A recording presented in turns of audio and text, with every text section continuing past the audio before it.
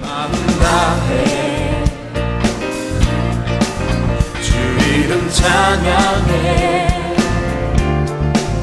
주 사랑 기뻐 말로 다 못하네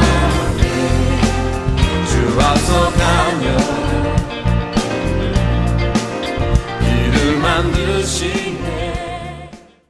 오늘 본문에는 하나님의 비밀이 나오고 있습니다. 여러분, 그 비밀이 무엇일까요? 오늘 말씀을 보면 비밀을 잘 모르시겠죠?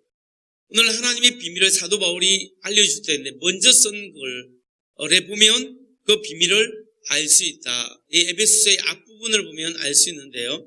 그 하나님 앞에 하나님이 소개해준, 사도 바울이 소개해준 하나님의 비밀에 대한 앞부분이 에베소서 1장 3절로 5절입니다.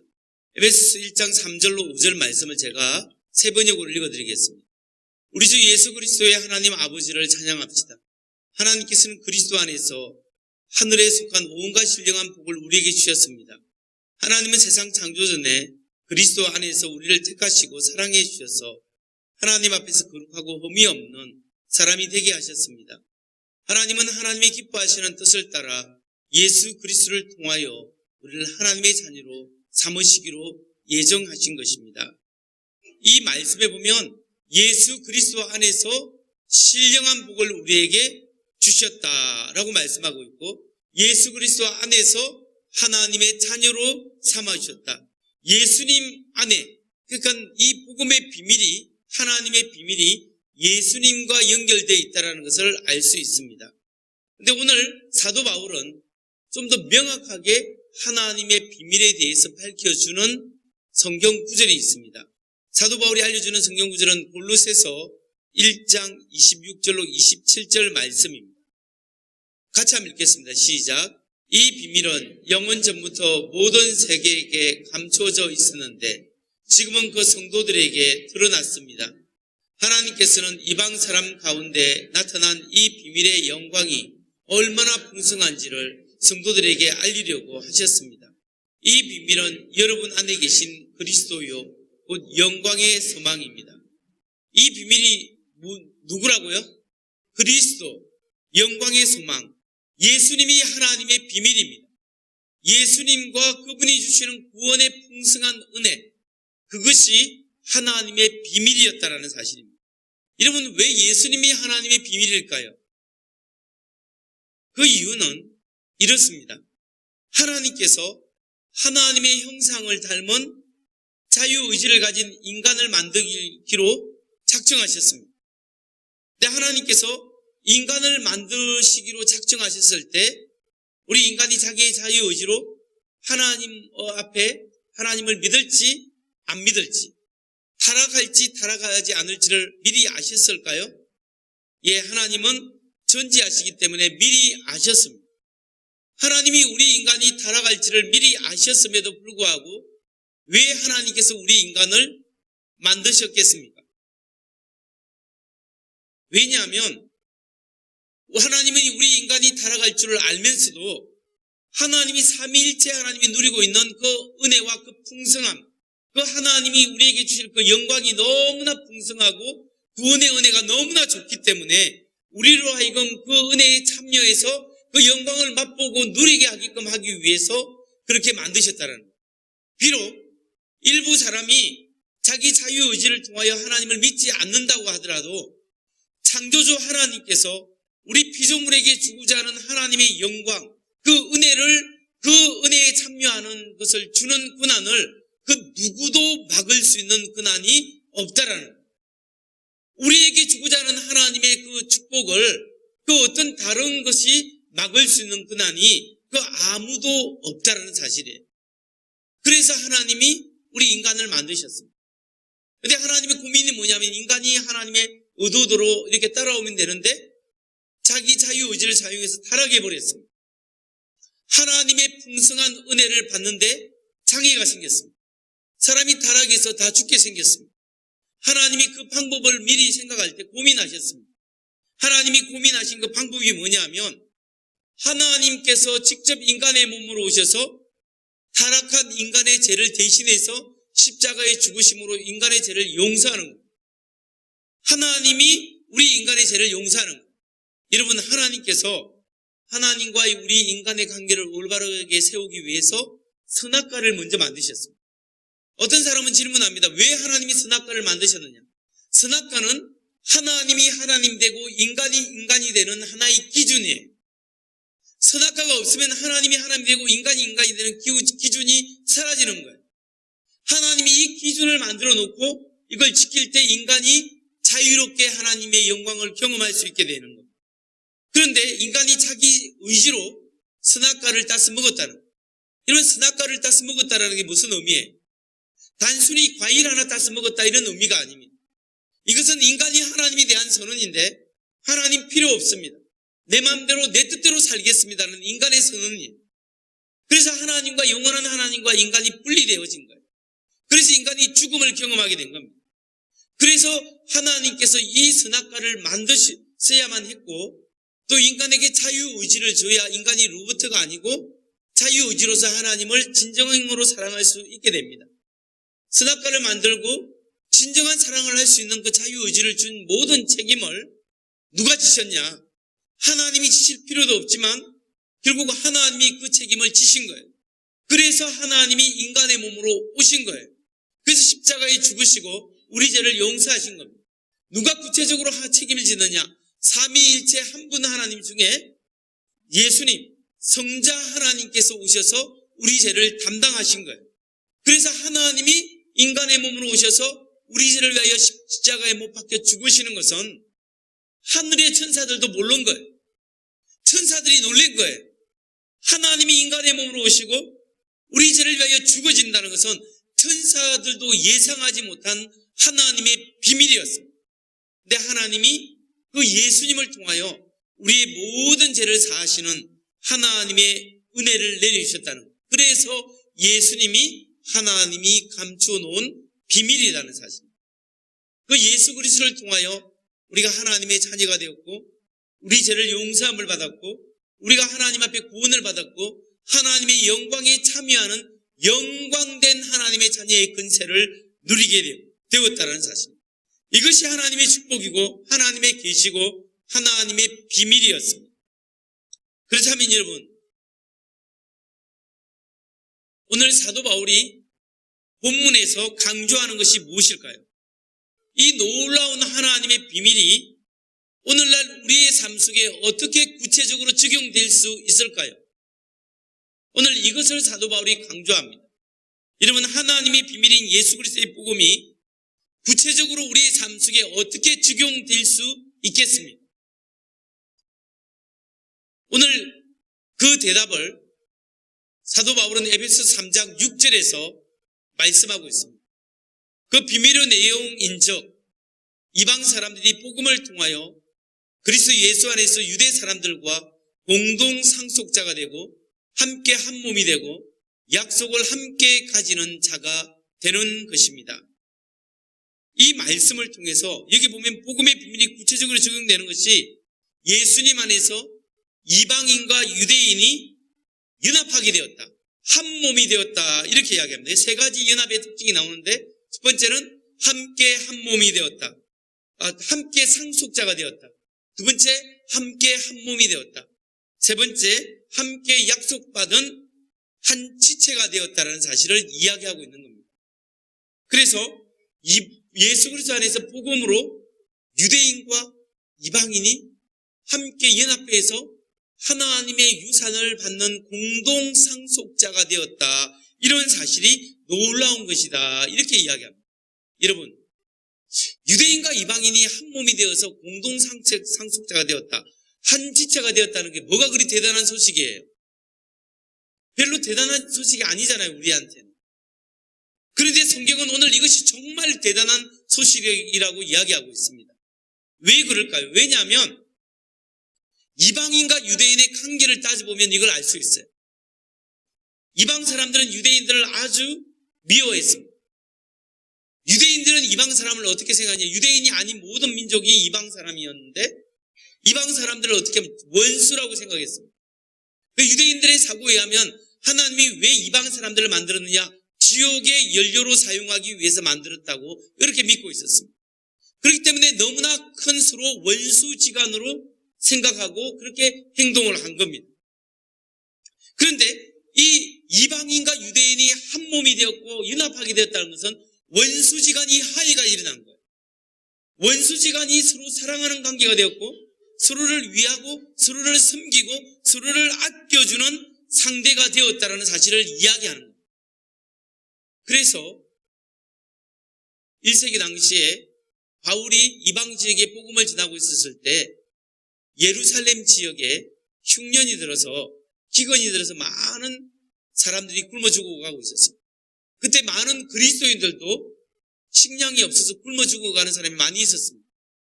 바울이 복음을 전하다가 이 소식을 듣고 마케도니아, 그리스, 아데네 이런 여러 지역을 다니면서 이방 지역 사람들에게 헌금을 받아서 예루살렘에 굶어 죽어가고 있는 성도들을 도와주는 일이 있었습니다. 원수지간이 서로 돕고 도와주는, 복음으로 도와주고 식량으로 도와주는 서로 그런 은혜가 있었습니다. 여러분, 예수 그리스도의 복음은 교회 안에서 모든 인종이 서로 하나 되고 사랑하게 되는 역사가 일어납니다. 모든 사람 간의 화해가 일어나고 서로 섬기는 대상이 일어납니다. 지난주에 말씀드렸듯이 옛날에는 노예와 주인이 함께 먹을 수 없었습니다. 노예와 자유인이 함께 살 수 없었어요. 여자와 아이들이 남자와 함께 똑같은 대우를 받을 수 없었습니다. 계층 간의 모든 그 계층의 그 분류가 있어서 사람들마다 노예는 짐승 취급을 받은 그런 시대입니다. 그런데 예수 믿는 교회 안에서는 노예와 주인이, 한 집의 노예와 주인이 교회에 와서 형제님, 자매님, 여자와 아이들이 어른들과 함께, 남자들과 함께 되고 모든 인종에 함께 어울려서 하나님 안에서 한 형제요, 자매요, 그리스도 안에서 한 가족이 되어지는 놀라운 고대사의 혁명이 일어났다라는 거예요. 이 혁명이 일어난 것이 그리스도의 복음으로 말미암아 그 사회가 그렇게 바뀌어지게 된 것입니다. 예수님은 요한복음 13장 34절 35절에서 이렇게 말씀하셨습니다. 새 계명을 너희에게 주노니 서로 사랑하라. 내가 너희를 사랑한 것 같이 너희도 서로 사랑하라. 너희가 서로 사랑하면 이로써 모든 사람이 너희가 내 제자인 줄 알리라. 내가 너희를 사랑하같이. 주님이 우리를 어떻게 사랑하셨습니까? 조건적으로 사랑했습니까? 우리를 이쁜 짓 하면 주님이 받아주신 겁니까? 주님의 사랑은 unconditional love. 하나님은 무조건적인 사랑이에요. 우리의 모습이 어떠할지라도 우리를 사랑하신 거예요. 내가 너희를 그렇게 사랑하는 것처럼 너희도 서로 사랑하라. 너희도 서로 섬겨라. 너희도 서로 양보하라. 그것이 주님이 우리에게 가르친 말씀이에요. 이게 새 계명에 속한 사람들의 삶이라는 거예요. 우리의 모습 속에 우리 주님의 마음과 그 사랑을 닮아서 우리가 사랑하고 섬기고 서로 사랑하는 모습이 있어야 합니다. 이런 주님의 가르침을 깨달은 사도 요한 1서 3장 16절에서 이렇게 이야기합니다. 그리스도께서는 우리를 위하여 자기 목숨을 뿌리셨습니다. 이것으로 우리가 사랑을 알게 되었습니다. 그러므로 우리는 형제자매를 위하여 목숨을 버리는 것이 마땅합니다. 그리스도께서 우리를 위하여 목숨을 버리셨기 때문에 우리도 형제자매를 위하여 목숨을 버리는 것이 마땅합니다. 이렇게 이야기합니다. 여러분의 형제자매 우리가 목숨을 버릴 수 있습니까? 못 버려요. 목숨은 그냥 조그만 몇십만 원이 손해보는 것도 못 참고 너무 분하다고 여기면서 잠을 못 잘 때가 있어요. 여러분, 우리가 복음의 능력이 있는 사람, 하나님의 엄청난 은혜를 경험한 사람은 하나님의 사랑으로 채워져야 합니다. 그래서 그 사랑이 홀로 넘쳐서 사랑의 모습으로 드러날 수 있도록 하나님의 십자가의 은혜를 간구해야 합니다. 하나님의 사랑을 붙잡아야 하고 그 사랑 때문에 오늘 사랑에 홀로 넘치는 삶을 살 때 그것이 그리스도인이고 하나님의 복음의 비밀을 깨달은 사람이에요. 자, 요한일서 1장 3절에 보면 우리가 보고 들은 바를 여러분에게도 선포합니다. 우리는 여러분도 우리와 서로 사귐을 가지기를 바라는 것입니다. 우리의 사귐은 아버지와 또 그의 이 아들 예수 그리스도와 함께하는 사귐입니다. 그리스도인의 사귐에서는 하나님이 중심이고 예수님이 중심이 되어야 합니다. 우리와의 만남 속에 예수님이 없으면 우리는 아무것도 안 해요. 그러니까 그리스도인의 사귐은 우리 인간적으로 이렇게 가까워지는 사귐이 아니에요. 그리스도가 여기 있고 우리가 주님을 향하여 점점 가까이지고 우리 가운데 주님을 만날 때 여기에서 끊을 수 없는 은혜와 은총이 여기에 연결되어 있고 한 몸이 되어진다는 거예요. 이게 복음을 누리는 사람들의 은혜예요. 이 복음 때문에 사귐이 있는 거예요. 여러분, 기독교 복음이 위대한 이유가 뭔지 아십니까? 이 세상에 수많은 종교와 철학이 있음에도 불구하고 기독교 신앙이 일반 철학적으로 분석해도 위대하다, 그렇게 이하 평가를 할 수 있는데 왜 그렇게 평가할 수 있는 줄 아십니까? 왜냐하면요, 예수님의 복음은 원수의 관계를 사랑의 관계로 변화시키기 때문입니다. 원수된 관계를 그리스도의 복음으로 말미암아 사랑의 관계로 변화시키고 모든 사회 계층과의 관계를 평등하게 만들고 그리스도 안에서 한 형제 자매로 만들고 원수까지 사랑하게 만드는 것이 예수 그리스도의 복음입니다. 여러분, 그래서 위대한 거예요. 하나님과 우리의 관계가 인간의 죄로 말미암아 원수가 되었습니다. 하나님의 우리 인간의 사랑스러운 자녀인 것이 아니라 진노의 자녀였습니다. 근데 예수 그리스도가 하나님께서 우리를 먼저 사랑하셔서 먼저 찾아오신 거예요. 그리고 우리를 위하여 목숨을 버리셨고 우리를 사랑하셨어요. 그 하나님의 사랑 때문에 우리가 하나님과의 관계가 회복된 거예요. 하나님과의 관계가, 이 원수의 관계가 회복되어서 그렇게 우리가 하나님과의 평화를 누리게 되었는데, 하나님과의 평화를 누리는 사람은 그리스도 안에서, 그 사람들이 그리스도 안에 모이면 하나의 형제와 자매가 되었기 때문에 이 교회 안에서 공동체의 연합이 되었습니다. 어디에서 하나 되는 일치의 샘플을 볼 수 있겠습니다. 그것은 삼위일체 하나님이 우리 교회의 일치의 모델입니다. 삼위일체 하나님.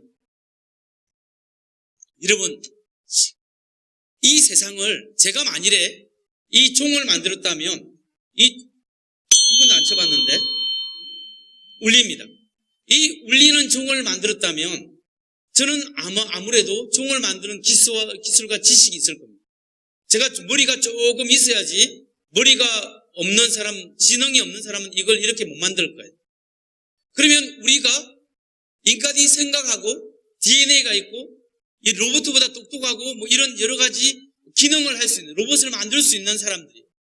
그러면 우리 인간을 만들고 이 대우주의 자연 질서를 만드신 그런 분이 있다면 우리보다 똑똑할까요, 안 똑똑할까요?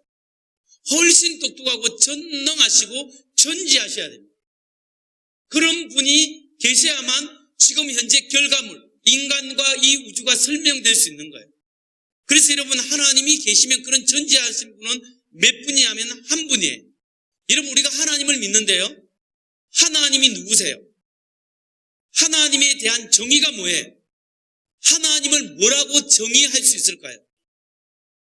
좋은 분, 거룩한 분, 전능하신 분, 전지하신 분, 여러 가지 이야기가 될 수 있지만 철학적으로, 일반 철학적으로 하나님이 누구인가, 하나님에 대한 정의가 뭐냐 할 때 하나님의 정의는 두 가지로 요약할 수 있습니다. The greatest being, 최고의 존재. The perfect being, 완전한 존재. 하나님은 최고의 존재. 하나님은 완전한 존재. 그게 일반 철학에서 말하는 하나님의 정의예요. 그러면 최고의 존재는 몇 명 있어야 돼요? 한 명뿐이에요. 최고의 존재는 단 한 분뿐이에요. 그래서 철학적으로 하나님이 계시다면 한 분뿐이어야 되는 거예요. 그럼 신학적으로 말해서 하나님은, 성경에 말하는 하나님은 몇 분이세요? 신명기 6장 4절에 보면 하나님은 유일한 하나님이다. 여호와 하나님은 유일한 하나님이다. 이것은 하나님은 한 분뿐이니라, 이렇게 이야기하고 있어요. 신학적으로 말해서도 하나님은 딱 한 분뿐이세요. 그런데 하나님은 딱 한 분뿐이고 다른 신은 없어요. 사실은 하나님은 본질적으로 딱 한 분뿐인데 이 본질적인 한 분 안에 하나님은 한 인격만 있는 것이 아니라 성부 하나님, 성자 하나님, 성령 하나님으로 존재하세요. 우리는 한 존재의 한 인격만 가지고 있지만 하나님의 존재는 달라요. 본질적으로 한 본체지만 그 안에 성부 하나님의 의식, 성자 하나님의 의식, 성령 하나님의 의식이 있어요. 그러면서도 성부 하나님이 전지하시고 전능하시고 영원하세요. 성자 예수님이 전지하시고 전능하시고 영원하세요. 성령 하나님도 전지하시고 전능하시고 영원하신 한 분 하나님인데 나눠주지 않고 쪼개지지 않습니다. 언제나 이심전심으로 척하면 착 한 의지만 드러냅니다. 그러나 각각 개별적인 의지를 가지고 계세요. 하나님이 세 분이 있는 것이 아니라 한 분인데 트라이윤이라고 합니다. 유니온, 일체 한 분인데 트라이, 세 인격이 이 안에 들어가 있습니다. 이게 신비예요. 하나님은 우리와 존재가 달라요. 근데 이게 머리로는 이해할 수 없지만 논리적으로 말이 되느냐? 말이 더 됩니다. 여러분, 만일 하나님이 우리처럼 한 분뿐이면서 한 인격만 가졌다면 어떻게 될까요? 그런 신은 어떤 신이냐면 이스라엘의 알라예요. 이슬람의 알라예요. 이슬람의 알라가 한 분뿐이면서 한 의지만 가졌다고 이렇게 이야기해요. 그러면 문제가 뭐냐면 여러분, 하나님의 정의가 뭐라고 했습니까? 하나님은 최고의 존재예요. 한 분뿐이죠. 완전한 존재죠. 하나님이 완전한 존재라면 하나님이 도덕적으로 완전해요. 우리가 도덕적인 존재예요. 우리를 만든 하나님은 도덕적인 분인데 도덕적으로 완전하세요. 하나님이 도덕적으로 완전하다는 것은 무슨 말이냐면 사랑을 할 수 있는 존재예요. 사랑을 할 수 있는 존재인데 사랑이란 정의가 뭘까요? 사랑의 정의가 뭐라고 했죠? 자기 자신을 타인에게 내어주는 것이 사랑의 정의예요. 자신을 타인에게 내어주는 것. 근데 생각해 보세요. 하나님이 만일에 저 세계를 창조하기 전에 한 분뿐이면서 한 의지, 한 인격만 가졌다면 자기가 누구를 사랑할 수 있어요? 사랑의 대상이 없잖아요. 사랑은 관계성인데 사랑의 대상이 없죠. 사랑의 대상이 없기 때문에 인간을 만들고 우주를 만들었다면 이 신은 불완전한 신이에요. 그런데 기독교의 하나님은 세상을 만들기 전에 한 분뿐이잖아요. 한 분뿐인데 하나님 안에 성부와 성자와 성령 하나님의 각각 개별적인 인격을 가지신 하나님이 계세요. 그래서 성부가 성자를 사랑하고 성자가 성부를 사랑하고 성자가 성령을 사랑하고 성령이 성부를 사랑하고 각각 하나님이 천지를 창조하기 전에 서로가 성령 안에 성령이 성자 안에 거하고 성자가 성부 안에 거하고 서로가 서로를 통하여 서로를 향하여 서로 안에서 거하기 때문에 이신전심이지만 서로 사랑을 영원무궁하면서 지혜가 영원무궁하기 때문에 영원히 사랑하며 살아갈 수 있는 존재가 삼일체 하나님이신 거군요.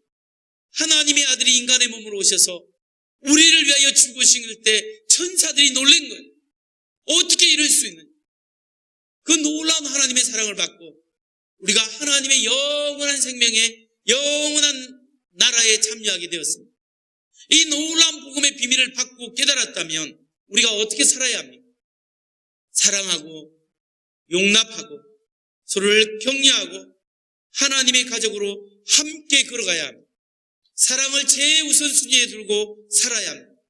이 놀라운 복음의 비밀을 깨달은 사도 요한은 예수님의 가르침을 기억하고 이렇게 하나님의 말씀을 성령의 영감으로 기록했습니다. 요한일서 4장 10절로 16절 말씀 조금 길지만 제가 읽어드리겠습니다. 그러므로 우리가 하나님을 사랑한 것이 아니라 하나님께서 우리를 사랑하셔서 자기 아들을 보내 우리를 죄에서 구원하는 제물로 삼아주셨습니다. 사랑하는 여러분, 하나님께서 이토록 우리를 사랑해 주셨으니 우리도 서로 사랑해야 합니다. 지금까지 하나님을 본 사람이 없습니다. 그러나 우리가 서로 사랑하면 하나님이 우리 안에 계시고 그분의 사랑이 우리 안에서 완성될 것입니다. 하나님이 우리에게 성령을 주셨으므로 우리가 하나님 안에서 살고 하나님이 우리 안에 계신다는 것을 우리는 압니다. 하나님 아버지께서 자기 아들을 세상의 구주로 보내신 것을 우리가 보았고 또 증거하였습니다. 누구든지 예수님을 하나님의 아들이라고 인정하면 하나님이 그 사람 안에 계시고 그도 하나님 안에 살게 됩니다. 우리는 하나님이 우리를 사랑하시는 그 사랑을 알고 믿고 있습니다. 참으로 하나님은 사랑이십니다. 그 사랑 안에 사는 사람은 하나님 안에 살고 하나님도 그 사람 안에 계십니다. 우리가 하나님을 사랑하기 때문에 형제를 사랑하고 함께 서로 사랑하는 것이 마땅합니다. 여러분, 우리가 그리스도의 복음을 비밀을 맡은 사람은 사랑하는 삶의 모습, 섬기는 삶의 모습으로 나타나야 합니다. 여러분 안에 그리스도가 계십니까? 여러분의 가정의 모임 속에, 여러분의 삶 속에 그리스도가 중심이 되십니까? 그리스도가 중심이 된 사람은 하나님의 사랑으로 살아가야 합니다. 오늘 내 마음속에 사랑하는 마음이 없고 미워하고 질투하고 상처받은 마음 때문에 괴로워하는 사람이 있습니까? 그 마음은 여러분 스스로 달랠 수 없습니다. 하나님의 임재 앞에 나오십시오. 주님, 나에게 하나님의 임재하심을 경험하게 하옵소서. 하나님이 내 영 속에 하나님의 영을 부어주시고 하나님의 영을 채워주옵소서. 그 채우시는 하나님의 사랑과 은혜로 말미암아 내가 감동받고 녹아져서 그 사랑으로 나누게 하시고 오직 나의 삶 속에 사랑할 때 살아갈 때 오직 주의 이름만 드러나게 하시옵소서. 예수의 이름, 주님의 이름만이 높아지길 원합니다. 이 고백할 때 여러분이 치유받고 여러분의 가정이 치유받고 우리의 영혼이 치유받아서 하나님의 은혜가 우리 가운데 있는 줄 믿습니다.